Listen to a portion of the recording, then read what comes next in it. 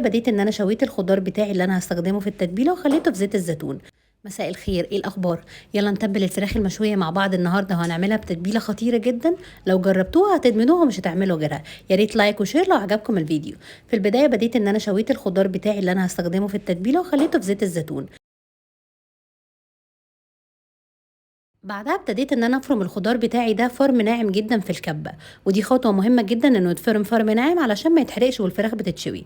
وابتديت بعدها ان انا ضفت عليه ميه البصل، وضفت عليه كمان خل وليمون علشان التتبيله تكون قويه، وضفت عليه من زيت الزيتون اللي كان الخضار موجود فيه اصلا.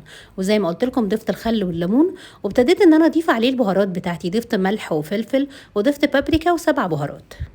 بعدها بنقلب التتبيله كلها ببعض لغايه ما الباودر بتاع البهارات كله بيختفي علشان ما يتحرقش برده في التتبيله. وبنبتدي اننا ننزل عليه الفراخ اللي احنا بنكون عاملين فيها الفتحات دي، بحيث ان التتبيله تتشربها كلها وتدخل فيها كلها. شوفوا لون التتبيله عامل ازاي يا جماعه، وكانت ريحتها خطيره جدا من قبل ما تدخل الفرن ولا قبل ما تستوي. بعدها بنسيب التتبيله، الفراخ في التتبيله انا سبتها فيها لمده ليله كامله، تقدروا تسيبوها اقل حاجه ساعتين. وبتبتدوا بقى ان انتوا تسووها في اي حاجه، يعني تقدروا ان انتوا تسووها في الطاسه، انا سويتها في الاير فراير وسويتها في الفرن. والحقيقة ان النتيجة في الاتنين كانت تحفة جدا وما كانش فيه اختلاف بينهم كبير.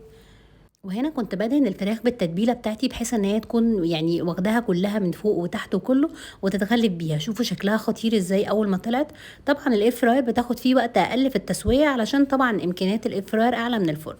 ودي كانت الفراخ بعد ما استوت. وهنا الفراخ التانية اللي انا سويتها في الفرن على الشبكة عادية جدا في الفرن، وده شكلها بعد ما استوت. جربوها وقولوا لي ايه رأيكم.